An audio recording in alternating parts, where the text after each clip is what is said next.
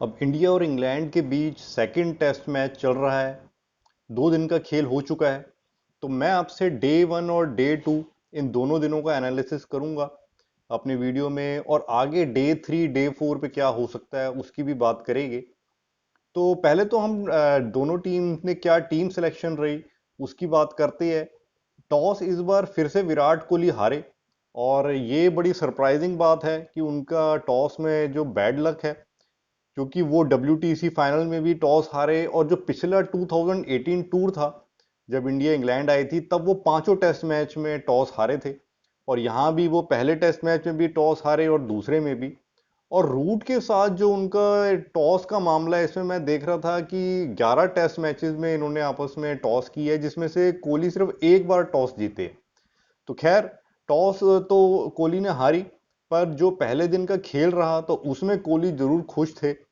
लग रहा था कि शायद ये एक लकी टॉस उन्होंने लूज की, और इंडिया ने एक ही चेंज किया।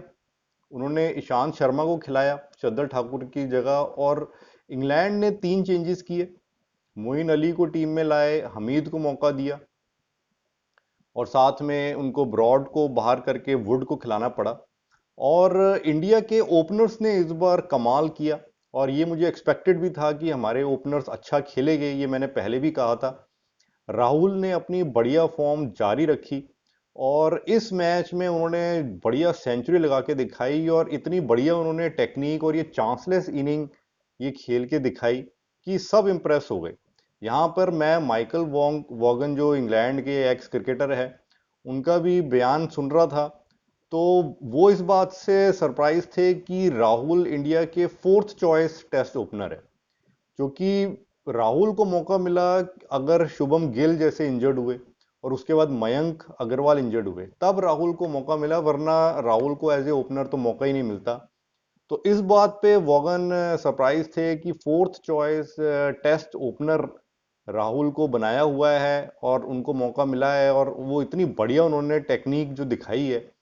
तो वो कह रहे थे कि भाई, अगर इंग्लैंड के लिए राहुल खेले तो इंग्लैंड के लिए तो फर्स्ट चॉइस ओपनर के तौर पे राहुल को मौका मिलेगा।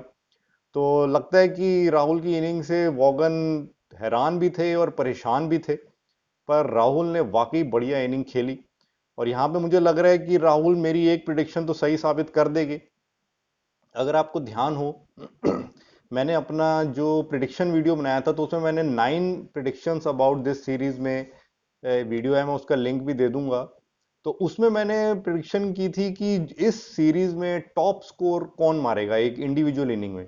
तो उसमें मैंने राहुल को चूज किया था कि दोनों टीम से मिला के राहुल इंडिविजुअल हाईएस्ट स्कोर मारेगी, और 129 रन उन्होंने मारे हैं। और अभी तो हाईएस्ट स्कोर हो गया है इस सीरीज में उनका इंडिविजुअल, और पूरे चांसेस है कि ये अब खिताब उनके पास जाएगा।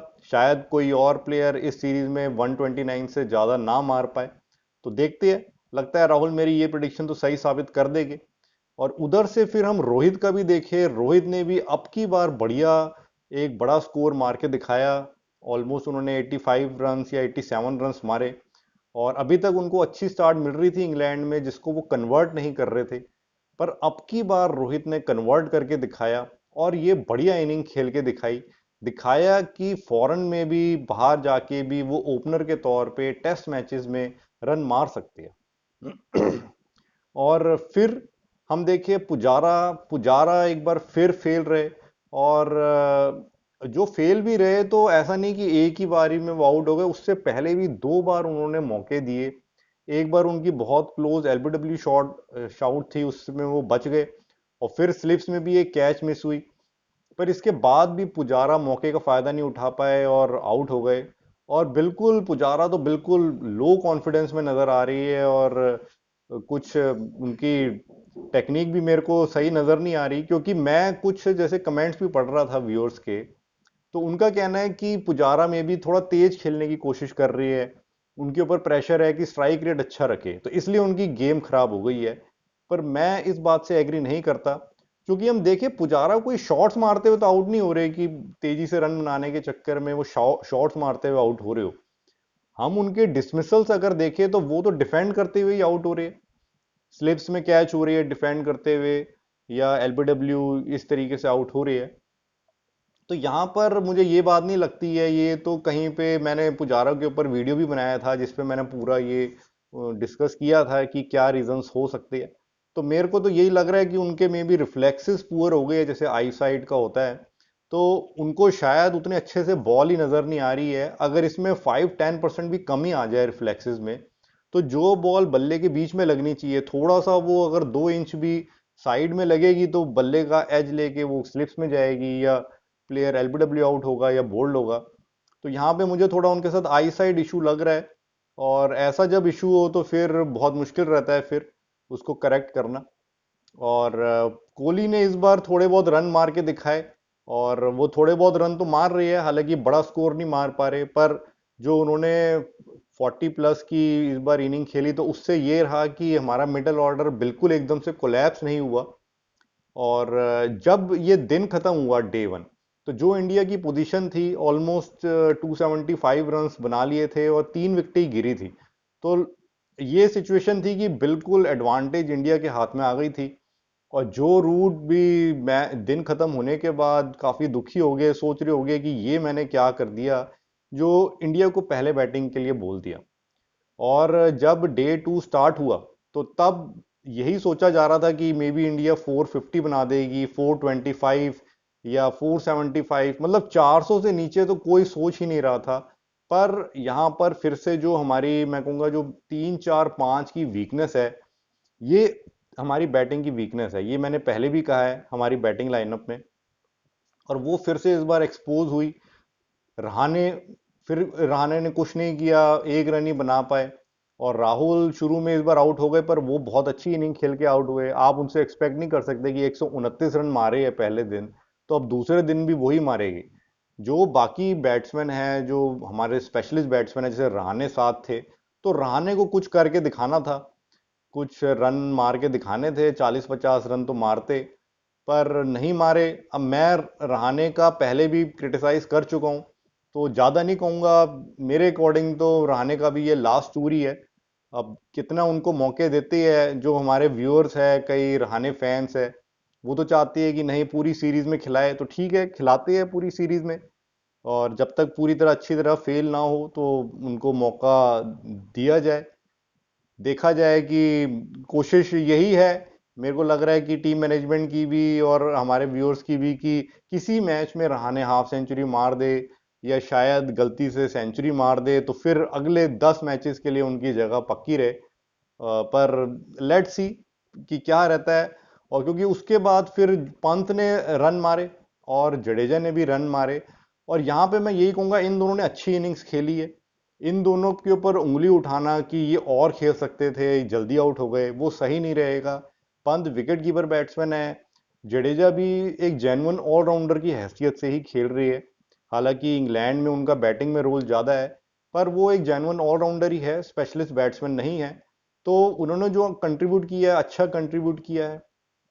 यहाँ पे हम सोचे कि अब वो हर मैच में हाफ सेंचुरी मारेंगे या 70-80 रन मारेंगे, या वो टीम को एक रिस्पेक्टेबल स्कोर तक लेके जाएंगे, तो ये एक जाती होगी उनके साथ।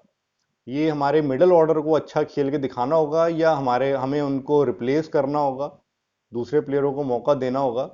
क्योंकि जो एंड में 364 तक भी इंडिया पहुंची, तो ये पंत और जडेजा की वजह से ही पहुंच पाई है। फिर डे 2 पे, डे 1 में तो रोहित और राहुल ने कमाल दिखाया, और उसके बाद फिर हमारे जो बॉलर्स थे वो अब की बार कुछ नहीं कर पाए। थोड़ा सा टेल भी हमारी लंबी थी क्योंकि ठाकुर नहीं था, और अब की बार ईशांत को खिलाया था, और जो भी चारों बॉलर्स थे वो जल्दी आउट हो गए, अब की बार कुछ कंट्रीब्यूट नहीं कर पाए। और अल्टीमेटली इंडिया 364 पे ही ऑल आउट हो गई। और यहां पे हम देखें कि अगर हम ओपनर्स के रन निकाल दें, तो ओपनर्स ने रोहित एंड राहुल ने मिलके तकरीबन 215 रन मारे। तो बाकी जो टीम है उन्होंने तो 150 रन ही कंट्रीब्यूट किए। और यही मेरे को थोड़ा सा इंडिया की बैटिंग को लेके डर है इस सीरीज में। हालांकि इंग्लैंड की भी टीम कमजोर है, पर इसलिए मुझे लग रहा है कि इंग्लैंड के साथ इनका टक्कर कहीं सीरीज रहेगी। क्योंकि हम देखें, जैसे पहला टेस्ट मैच भी था, तो डे 5 पे जब इंडिया को चेस करना था, तो बारिश से पूरा धुल गया था। तो हमारे कई जैसे इंडियन फैंस है, तो वो कह रहे थे कि ये इंग्लैंड बच गई है, England has got an escape, पर मैं पूरी तरह इस बात से एग्री नहीं करता।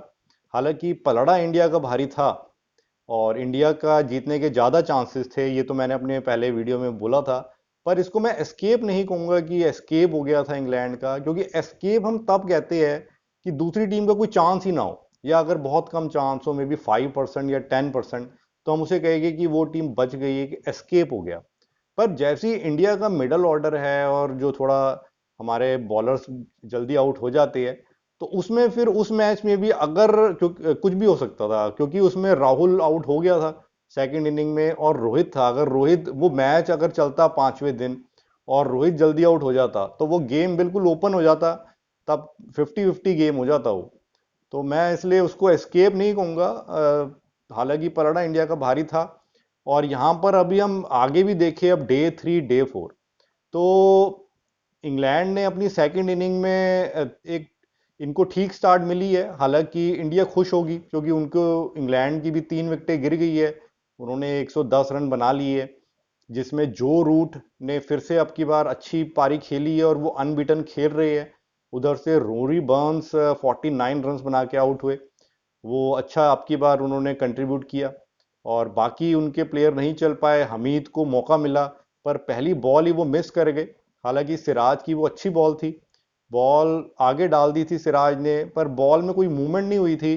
पर हमीद में भी थोड़ा सा एक्सपेक्ट कर रहे थे कि शायद शॉर्ट पिच आएगी, चेस्ट पे आएगी, तो वो आगे बॉल एक्सपेक्ट नहीं कर रहे थे और बीट हो गए, तो ये मौका गवाया।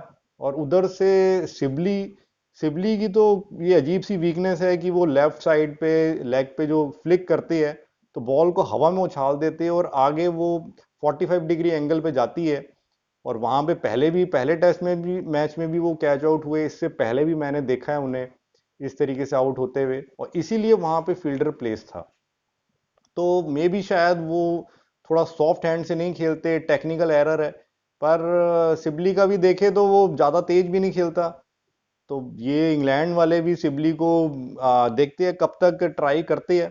इस बार इन्होंने इस मैच में चेंज एक तो किया कि क्रॉली को बाहर बिठाया। और थोड़ा बॉलर्स की भी बात करें, एंडरसन ने फिर से कमाल करके दिखाया, 5 विकेटें लेके दिखाई।